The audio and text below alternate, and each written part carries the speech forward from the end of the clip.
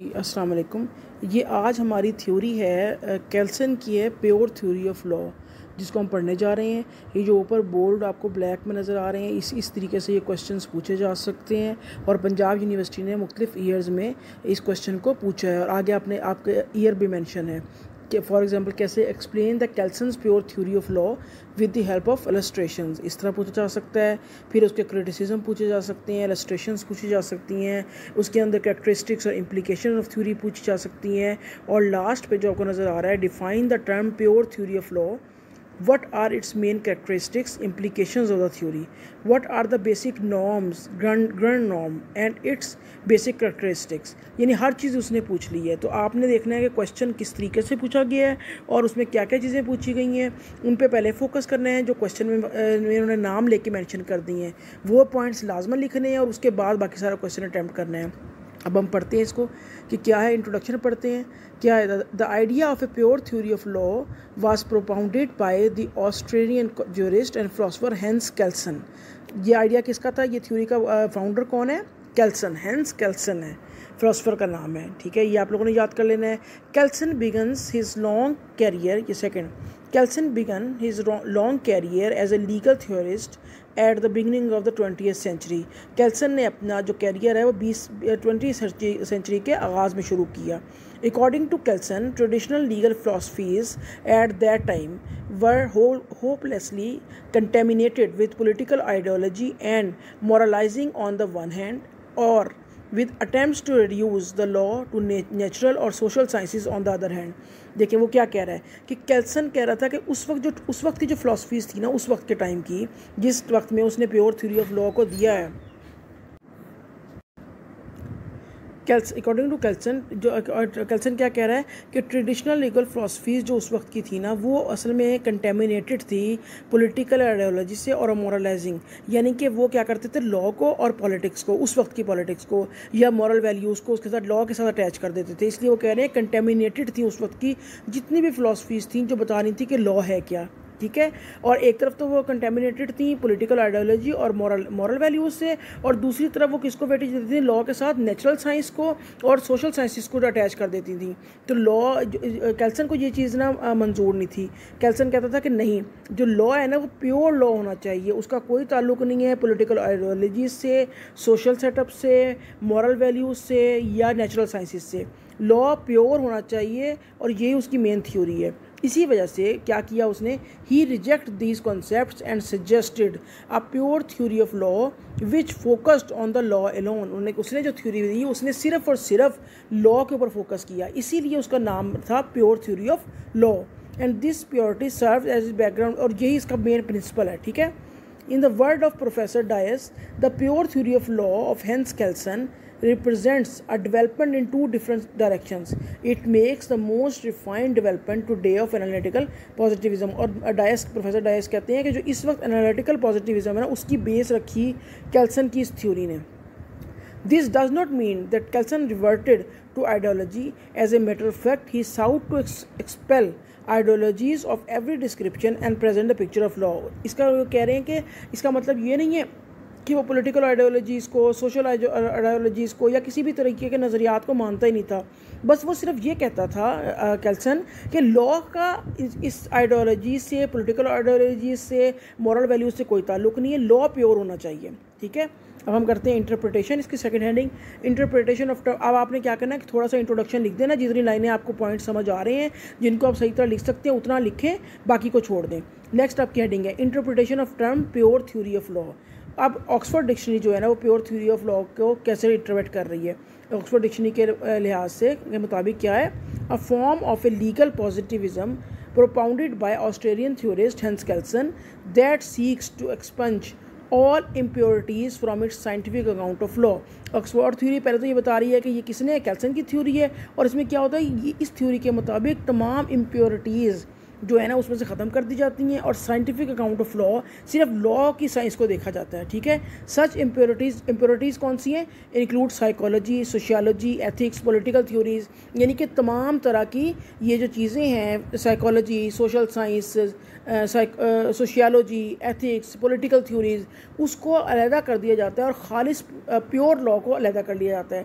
इसी तरह जिस तरह हम दूध के अंदर देखते हैं ना कि मुख्तलिफ तरीका पानी मिला दिया है और चीज़ें मिला दी हैं उसको गाढ़ा करने के लिए, तो हम उसको उनको कहते हैं इम्प्योरिटीज़ हैं उसके अंदर। इसी तरह इसी चीज़ को आप ध्यान में रखते हुए देखें कि लॉ के साथ जब हम बाकी चीज़ों को अटैच करते हैं तो वो प्योर लॉ नहीं रहता। जब वो प्योर लॉ नहीं रहता उसके साथ हम साइकोलॉजी को अटैच कर देते हैं, सोशियोलॉजी को, मॉरल वैल्यूज़ को, एथिक्स को, पॉलिटिकल थ्योरीज़ को, तो वो लॉ से हट के कोई और चीज़ बन जाती है। तो जो कैल्सन था वो इस चीज़ के खिलाफ था, वो इस चीज़ को मानता नहीं था। ठीक है, अब आपने आगे देखनी है अब हम आते हैं definition of pure theory of law क्या है। According to Black law dictionary, the philosophy of Hans Kelsen in which he contents that a legal system must be pure, that is self supporting and not dependent on extra legal values. अब ये जो according to Black law dictionary है इसको highlight कर दें, ये बहुत important है, ये आपने ज़रूर याद करनी है। ठीक है, क्या कह रहे हैं वो कि इस हेल्सन की थ्योरी के अलावा क्या उसने कहा है, क्या कह रहा है हेल्सन की theory, that a legal system must be pure, legal system बिल्कुल प्योर होना चाहिए। प्योर कैसे होगा? जब दैट इज़ सेल्फ सपोर्टिंग, यानी कि तमाम जो हमारा लीगल सिस्टम है जिसको हम लॉ कह रहे हैं वो सेल्फ सपोर्टिंग हो, उसे किसी और सहारे की ज़रूरत ना हो, वो अपने पैरों पे खड़ा हो सकता हो, and not dependent on extra legal values, और किसी भी एक्स्ट्रा लीगल वैल्यूज़ यानी कि moral values, ethics, political values, social values, किसी के ऊपर डिपेंड ना करता हो, सिर्फ लॉ हो और अपने पैरों पर अकेला स्टैंड करता हो, उसको और किसी थ्योरी की, किसी और सहारे की ज़रूरत ना हो। ठीक है, अब कैल्सन किस तरह कह रहा है? According to Kelsen, a theory of law must deal with law as it is actually laid down and not as it ought to be। अब कैल्सन क्या कहता है कि जो मेरी थ्योरी के लिहाज से, प्योर थ्योरी ऑफ लॉ के लिहाज से, हमने लॉ को देखना है व्हाट द लॉ इज़। ठीक है, हमने ये नहीं देखना what the law ought to be, कि लॉ कैसा होना चाहिए, क्योंकि जब हम ये कहते हैं ना कि लॉ ऐसा होना चाहिए तो वो हम बेस कर रहे होते हैं मुख्तलिफ सोशल वैल्यूज़ को मद्देनज़र रखते हुए, मॉरल वैल्यूज़ को मद्देनज़र रखते हुए हम कह रहे होते हैं लॉ को ऐसा होना चाहिए। तो कैल्सन कहता है कि मेरा नुक्ता नज़र या मेरा पॉइंट ऑफ व्यू इसके ऊपर नहीं है कि लॉ कैसा होना चाहिए, मैं सिर्फ मेरा कंसर्न वहाँ तक है कि लॉ है क्या। ठीक है, आगे क्या है? Law consist of mess of heterogeneous rules, heterogeneous होते हैं बहुत ज़्यादा rules, and the functions of a theory of law is to organise them into a single order pattern. उन्होंने कहा लॉ बहुत तरह के हो सकते हैं, बहुत ज़्यादा रूल्स होते हैं। अब जो हमारा एक लीगल सिस्टम होता है वो क्या करता है? उन तमाम लॉज को यकजा करता है या एक जो थ्योरी ऑफ लॉ है वो तमाम लॉज को, एक जैसे लॉज को तमाम एक जगह पे करती है और उसकी वजह से हमें उन लॉज को समझने में मदद मिलती है। अब क्या अकॉर्डिंग टू कैल्सन, अब ये मुख्तलिफ इन्होंने पॉइंट्स दे रखे हैं, इन पॉइंट्स में जो पॉइंट्स आपको याद हो रहे हैं वो आपने इंटरप्रिटेशन के, ये हम पढ़ें डेफिनेशन वाला। ठीक है, डेफिनेशन के अंदर आपको जितनी चीज़ें इन पॉइंट्स में से याद हो रही हैं वो आपने याद कर लेनी है, जो नहीं समझ आ रही उनको छोड़ते जाना है। ठीक है, अब क्या है? According to Kelsen, a theory of law should be uniform. बहुत ईजी है ये। कैल्सन के मुताबिक क्या नुकता नजर था कि लॉ यूनिफॉर्म होना चाहिए, एक जैसा लॉ होना चाहिए। It should be applicable to all times and all places, तमाम वक्तों के लिए और तमाम जगहों के लिए एक जैसा लॉ होना चाहिए, यूनिफॉर्म लॉ होना चाहिए। ये कैल्सन का पॉइंट ऑफ व्यू था। फिर कैल्सन का पॉइंट ऑफ व्यू क्या था? Kelsen writes that a theory of law must be free from ethics, politics, sociology, history. अब देखिए वही बार बार बातें वो रिपीट कर रहा है। इनमें से जो सेंटेंस स्ट्रक्चर, जिसकी ग्रामर, जिसके स्पेलिंग आपको ज़्यादा अच्छी तरीके से याद होंगे, आपने वो वाले पिक कर लेना है और अपना पॉइंट ऑफ व्यू पेपर में लिख देना है। In other words, it must be pure. If a theory is to be general, it has to be shown for all variable factors. It is true that Kelsen did not deny the value of ethics। अच्छा, अब ये देखें वो क्या कह रहा है कि कैल्सन ये नहीं कहता कि मेरी नज़र में एथिक्स की कोई वैल्यू नहीं है, मॉरल वैल्यूज़ को मैं नहीं मानता, पॉलिटिक्स को नहीं मानता, हिस्ट्री को नहीं मानता, सोशियोलॉजी को नहीं मानता, ये नहीं कह रहा कैल्सन। कैल्सन इन सब चीज़ों को मान रहा है, सिर्फ वो कह रहा है कि इन चीज़ों का स्टेटस अलग है और प्योर लॉ का स्टेटस अलग है। अच्छा जी, नेक्स्ट हम करते हैं, नेक्स्ट हमारी हेडिंग आ जाएगी मेन एक्सपोनेंट्स, यानी कि कौन कौन से वो हैंस कैल्सन ही है, मेन एक्सपोनेंट है प्योर थ्योरी ऑफ लॉ का। ठीक है, प्योर थ्योरी ऑफ लॉ का एक ही एक्सपोनेंट है, इसी की ये प्योर थ्योरी है। उसने क्या थ्योरी दी है? About state sovereignty, public and private law, public and private international law और प्राइवेट एंड ज्यूरिस्टिक लॉ। ठीक है, ये हमने पढ़ ली, इंशाल्लाह आगे जाके डिस्कस करते हैं इसको। अब एम ऑफ द थ्योरी पढ़ते हैं क्या है। अब ये भी एम्स बहुत सारे हैं, ये आप ये समझते जाएं और जो याद रह जाए, और वो 1 2 3 4 करके आपने नंबरिंग कर लेनी, इनको याद कर लेना है। नंबर 1 एम क्या है? The aim of the theory is to reduce and multiplicity of utility. ठीक है, क्या एम मेन था कि रिड्यूस करे जो मल्टीप्लिसिटी है ना, कि मुख्तलिफ फील्ड के साथ हम मिला रहे हैं लॉ को, उसको लॉ को सेपरेट करें। ठीक है, legal theory is a science and not volitions. Legal theory क्या है? साइंस है। ठीक है, कोई और ये नहीं है, सोशल साइंस नहीं है, प्योर साइंस है। लॉ एक सिस्टमेटिक तरीके से आपका ऑब्जर्वेशन होती है, उसके बाद लॉ बनता है और वो अप्लाई होता है। ठीक है, नेक्स्ट है, it is the knowledge of what law is and not what the law ought to be. Line बहुत इंपॉर्टेंट है, इसको हाईलाइट कर लें, ये आपने ज़रूर लिखनी है कि नॉलेज क्या है, law what the law is, not what the law ought to be, कि लॉ होना कैसा चाहिए, इसके ऊपर नहीं हमने देखना। ठीक है, law is a normative and not natural science. Law क्या है? नेचुरल साइंस नहीं है। अ थ्योरी ऑफ नॉर्म्स है, नॉर्म्स का मतलब है असूल, कि इस लॉ में असूल हैं, रूल्स हैं, लेकिन ये नेचुरल साइंस नहीं है। Legal theory is not concern as with the effectiveness of legal norms. Legal theory एक अलग चीज़ है और उसका ये इससे कंसर्न नहीं है कि वो लॉ कितना इफेक्टिव है या इफेक्टिव नहीं है। लॉ है और एक लीगल थ्योरी के तमाम एसेंशियल्स पूरे होते हैं, तो इसका मतलब है वो लॉ है। नेक्स्ट है, अ theory of law is a formal. जो थ्योरी ऑफ लॉ होती है वो फॉर्मल होती है। Theory of the way of ordering changing contents in a specific way. और थ्योरी ऑफ लॉ हमें एक फॉर्मल प्रोसीजर और एक तरीकाकार बताती है, जिसकी वजह से अगर हमने किसी लॉ में चेंज लानी भी है, किसी चीज़ को के अंदर भी चेंज लानी है, उसके कंटेंट में चेंज करना है, तो हमें एक स्पेसिफिक वे, एक स्पेसिफिक तरीका अख्तियार करना पड़ेगा। उस तरीके पर अमल करके ही हमने चेंज लेके आनी, उसके अलावा नहीं। नेक्स्ट है, the relation of legal theory to a particular system of positive law is that of a positive that of possible to actual law। आगे Kelsen drew a distinction between proposition of law and those of science. Kelsen ने इसके अंदर difference की law के propositions पे, यानी law के facts पे केसेस में, और साइंस के फैक्ट्स में, जो भी फैक्ट्स आप ऑब्जर्व करते हैं उनके अंदर उन्होंने कहा बहुत ज़्यादा हेल ऑफ डिफरेंस है। उसके बाद क्या है, proposition of science deals with what necessarily happens while proposition of law deal with what ought to happen. ठीक है, नेक्स्ट है, according to Kelsen the distinction between legal oughts and other oughts. Oughts का मतलब क्या होना चाहिए, अब legally क्या होना चाहिए और मॉरली क्या होना चाहिए। फॉर एग्जांपल हम अगर इसके अंदर डिस्टिंक्शन करते हैं तो उन्होंने कहा है जो लीगल आउट्स है ना, वो बैक्ड बाय फोर्स होते हैं। यानी क्या मतलब बैक्ड बाय फोर्स, कि अगर हम उसको नहीं मानेंगे, हम वो चीज़ जो लॉ कह रहा है कि ये होना चाहिए, और अगर हम वो नहीं करते तो उसके पीछे हमेशा फोर्स होती है और उसके नतीजे में हमें सैंक्शन भुगतनी पड़ सकती है, सज़ा मिल सकती है। जबकि जो अदर आउट्स हैं, जो पॉलिटिकल आउट्स हैं, कि सियासी तौर पर ये होना चाहिए, मॉरल आउट्स हैं, मॉरली तौर पर ये होना चाहिए, सोसाइटी के आउट्स हैं, सोशली ये होना चाहिए, उनके अंदर हम नहीं भी अगर कोई चीज़ करते तो हमें कोई सज़ा नहीं दे सकता। ठीक है, नेक्स्ट है क्या कि ऑस्टन के अंदर इंपेरेटिव थ्योरी ऑफ लॉ का मेन बानी है ऑस्टन। अच्छा, ये लॉ में ना यही 2 थ्योरीज बहुत ज़्यादा इंपॉर्टेंट है। सबसे मोस्ट इंपॉर्टेंट है इंपेरेटिव थ्योरी ऑफ लॉ, ठीक है, और उसके ऊपर ज़्यादातर मैक्सिमम लोगों का कंसेंसस है कि वो थ्योरी एग्जैक्ट थ्योरी है। और उसके बाद अगर कोई आती है ना उसको टक्कर देने के लिए, तो वो कैल्सन की थ्योरी है, वो ये भी उससे मिलती जुलती है, लेकिन डिफरेंस है सेकंड पे आप इसकी हैसियत रख लें। तो वो ऑस्टन कह रहा है कि view of the Austin is that law is command backed by sanction. हमने पढ़ा था ना बड़ी डिटेल में, मैंने आपको बताया था कमांड कैसे है, सैंक्शन क्या है। तो वो कैल्सन जो है ना, कैल्सन उस थ्योरी पे ये एतराज़ उठाता है और अपनी थ्योरी देते हुए कहता है कि मैं रिजेक्ट करता हूँ आइडिया ऑफ कमांड। उसने कहा कमांड लफ्ज़ ना मुझे सही नहीं लगता है। जो कमांड का जो कॉन्सेप्ट ऑस्टन ने दिया है ना, उस कमांड में मुख्तलिफ साइकोलॉजिकल एलिमेंट्स आ जाते हैं, तो वो फिर प्योर थ्योरी नहीं रहती लॉ की। वो एक इसका क्रिटिसिज्म है। बस आप लोगों ने याद कर लेना है ये कि ऑस्टन और कैल्सन के अंदर किस बात के ऊपर पॉइंट ऑफ डिफरेंस था, वर्ड कमांड या कॉन्सेप्ट कमांड के ऊपर। अच्छा जी, नेक्स्ट हमारी हेडिंग है करेक्टरिस्टिक नॉर्म या ग्रांड नॉर्म। अब इस ग्रांड नॉर्म ना, पहले तो आप ये देखें ग्रांड नॉर्म होता क्या है। ग्रांड नॉर्म आपने समझ लेना है बेसिक है किसी चीज़ की, most important basic idea, fundamental norm, ये होता है ग्रांड नॉर्म। अब हम पढ़ते हैं, the view of Kelsen is that in every legal system no matter with what proposition of law we start a hierarchy of oughts is traceable to some initials or fundamental oughts from which all other emanates। This is called by him grand norm or basic or fundamental norm. इसको इस easy लफ्ज़ों में लिखें, आप याद करें ये कि कैल्सन के मुताबिक हर लीगल सिस्टम के ना कुछ बेस होती थी, सोर्स मेन। कैल्सन का कि ग्रैंड नॉर्म होता है, बेस होता है, फंडामेंटल वो होती है, और उस फंडामेंटल वैल्यूज़ से, उस फंडामेंटल रूल्स से या उस ग्रैंड नॉर्म से ही बाकी तमाम लॉज बनते हैं। और वो ग्रैंड नॉर्म हमारे कौन सा है? हमारा constitution of Pakistan grand norm की हैसियत इख्तियार करता है।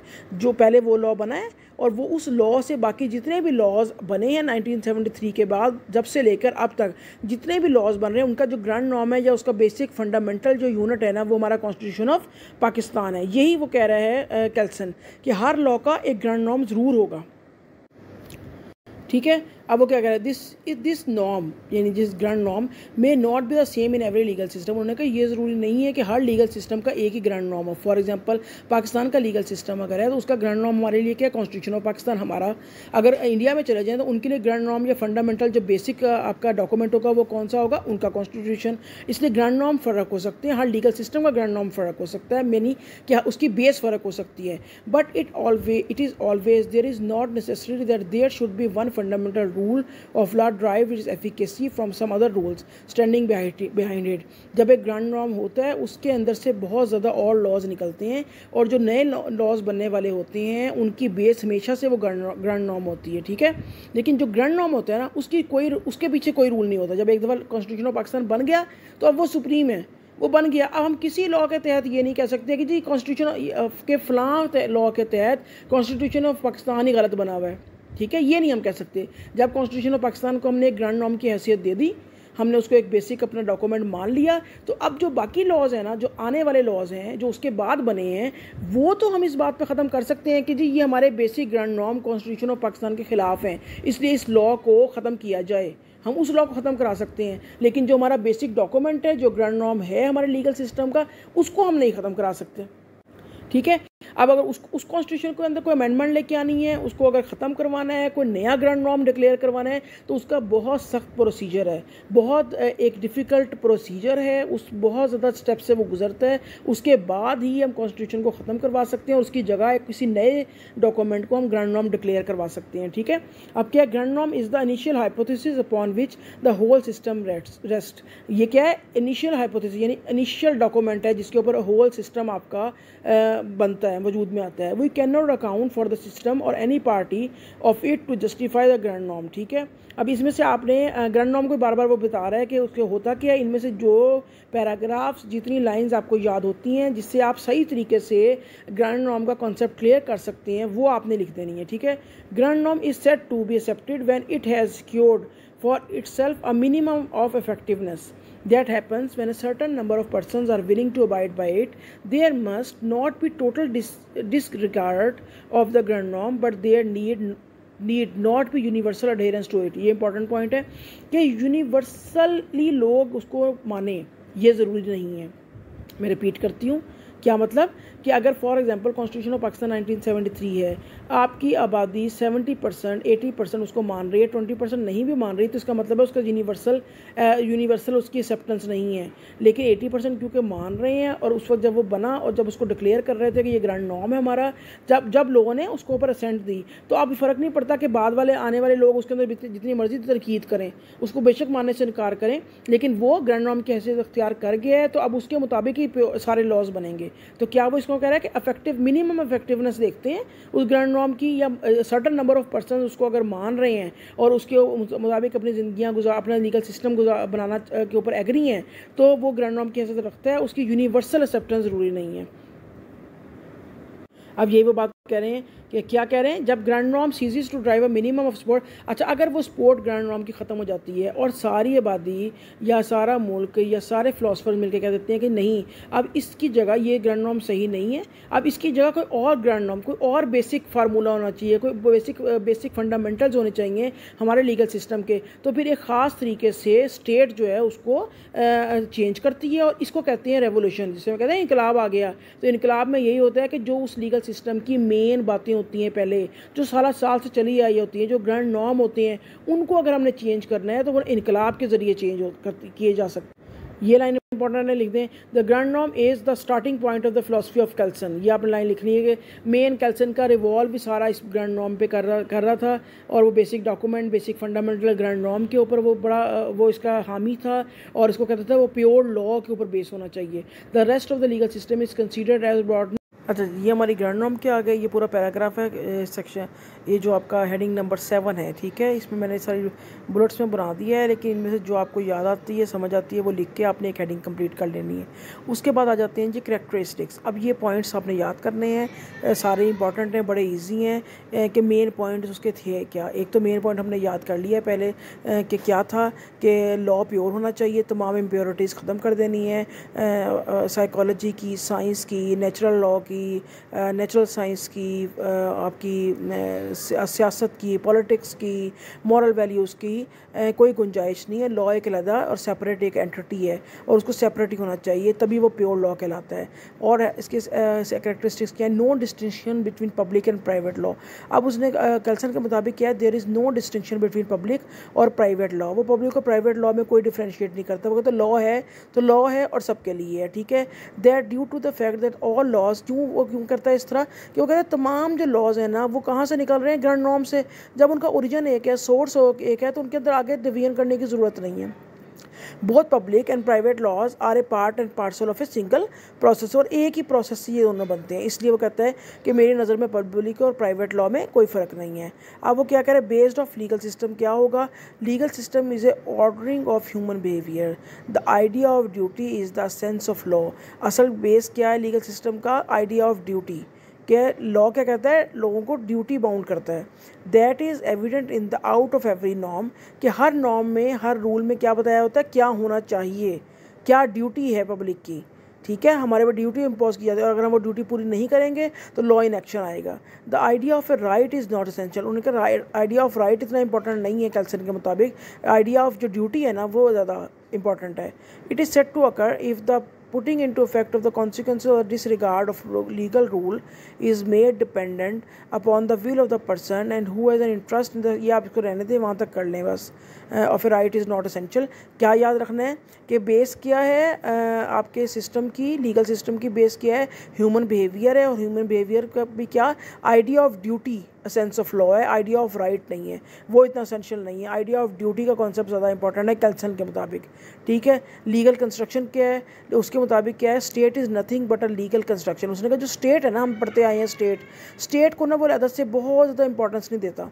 वो कहता है सिर्फ एक लीगल ही कंस्ट्रक्शन की गई है, लीगल एक फ्रेज़ है, स्टेट का नाम दे दिया। There is no demarcation between physical and juristic person.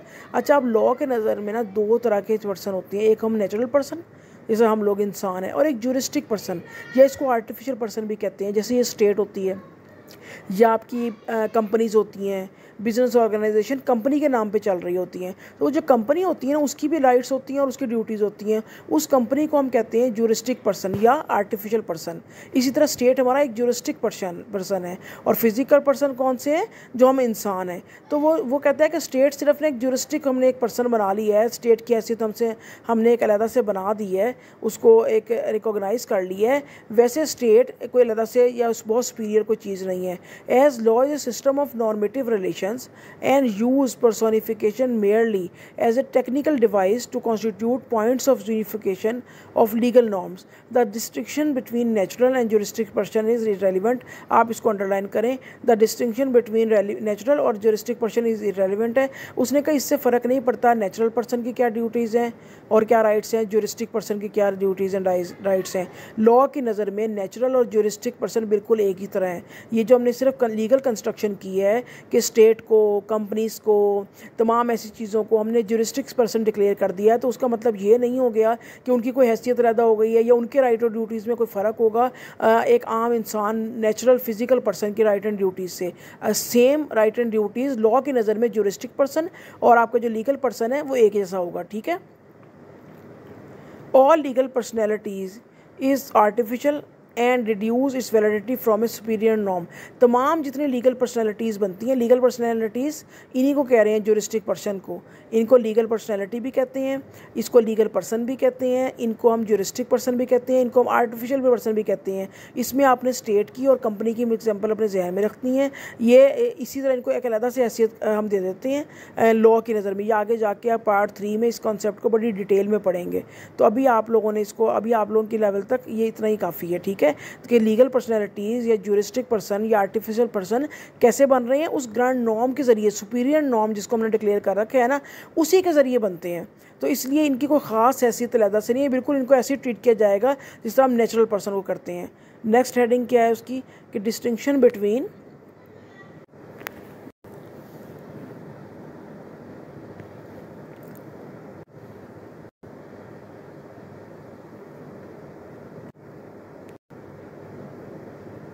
अच्छा जी, नेक्स्ट है सुप्रीमेसी ऑफ इंटरनेशनल लॉ। अच्छा, ये इंपॉर्टेंट, इसका बहुत इंपॉर्टेंट इसका कैरेक्टरिस्टिक्स है।